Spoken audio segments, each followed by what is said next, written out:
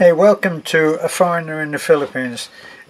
The whole subject of whether a Filipina is going to marry an older foreigner just for money and that's all is it's a subject that just cannot be discussed often enough. It seems it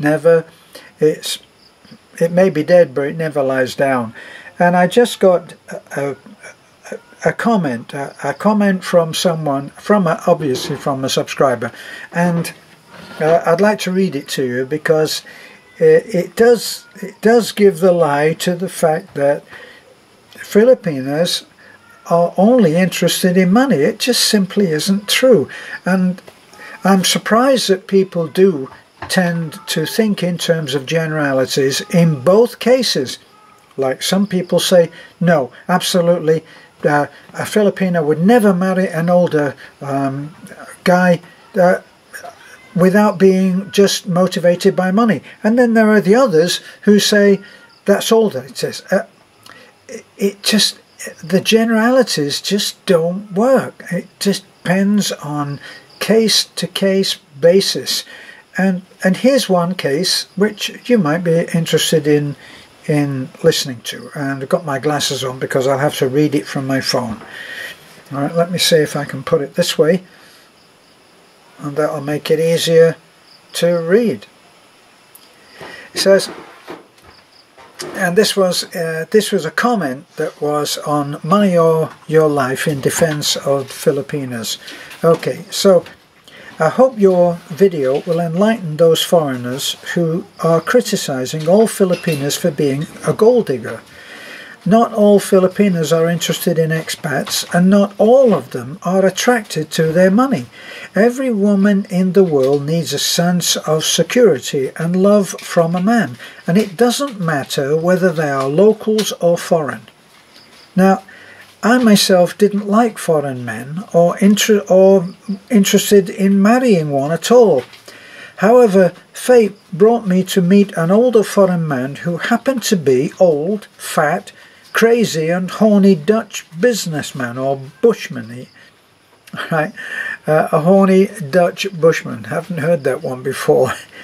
He's 72 and wearing work clothes all his life. And I'm 38 and an independent career woman here in Canada when we first meet. I gave him a makeover, bought him slacks, shoes, nice shirts, coloured his hair, which now made him look like he's 50. And with me, he feels like he's only 45 at heart. Believe it or not, both of our lives changed. We fell in love, got married twice. Not quite sure about that. Got married twice, and money got nothing to do with it. Money has nothing to do with it. We are still going strong and very happy. If only foreigners knew how to love, respect and look after their Filipina girlfriend or wife, I guarantee that they will be looked after and loved for the rest of their lives. You see, it's that thing of there's no one size fits all. It really does depend on each special case. No, there is no one size fits all. It works in some cases for one person, and then in other cases for others. It's just a no case scenario. So all that I try to point out is that we should try to avoid thinking in terms of generalities as if the generality that we happen to believe in is fact. In other words, opinion given or presented as fact. It's not a fact that Filipinas are not interested in any way in money when they look at a potential husband. It's not true that no Filipina will think about money. It's just not true. But neither is it true that all Filipinas are only interested in money. In that particular case that I've just given you, that lady was an independent career woman evidently with a job, and already in Canada she had already made it to what many think of as a certain kind of material paradise. That's how, once again, that's how I see it, and it is just an opinion. So it would be so much better for everyone if the fact that our opinions are just our opinions and relate only to things which we have, viewpoints which we have formed on the basis of our experience. It depends what you've been through, it depends what you've done, it depends whether you have been fortunate, it depends whether you have been bad. I had that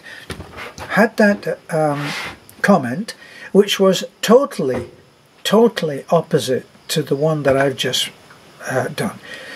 The man had married a Filipina, had a terrible time, got taken, got ruined, lost everything, was betrayed many times over. Terrible, terrible story. And yet you have this now, a wonderful story, where she says right up front that he was fat, a mess, had no style, was always in work clothes, never took care of his appearance, and she took him, and she must have recognized something. Evidently they became friends, and she kind of knocked him into shape, and it worked.